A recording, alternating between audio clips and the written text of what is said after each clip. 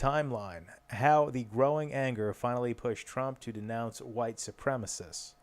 2 days after a woman was killed in Charlottesville amid clashes between white nationalists and counter-protesters, President Trump on August 14th condemned racist groups such as the KKK, saying racism has no place in America. By the time President Trump held a news conference Monday when he finally explicitly denounced white supremacists, it had been nearly 2 full days since a car, allegedly driven by a Nazi sympathizer, plowed into a crowd of people. Cory Gardner, Orrin G. Hatch, and Mark Rubio called out Trump for not singling out white supremacists. After President Trump condemned many sides for the violence in Charlottesville on August 12th, Republican and Democratic politicians criticized him for not calling out white supremacy for several days. The White House sought to clarify its message as 3 of his top advisors appeared on the morning show to defend Trump.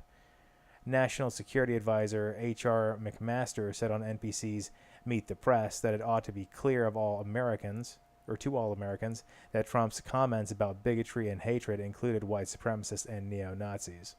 The White House also said in a statement that Trump's condemnation of violence, bigotry, and hatred is included with white supremacists, KKK, neo-Nazi, and all extremist groups.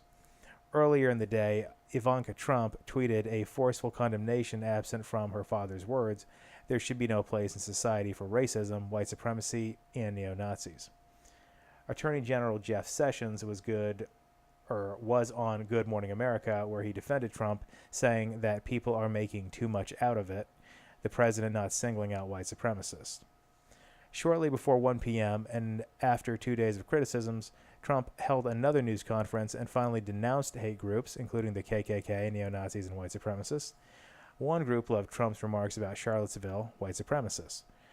Mild or mad, how President Trump responds to everything from violence and terrorism to perceived slights. All I know is that had too much KKK and neo-Nazi white supremacists in it. Repeatedly.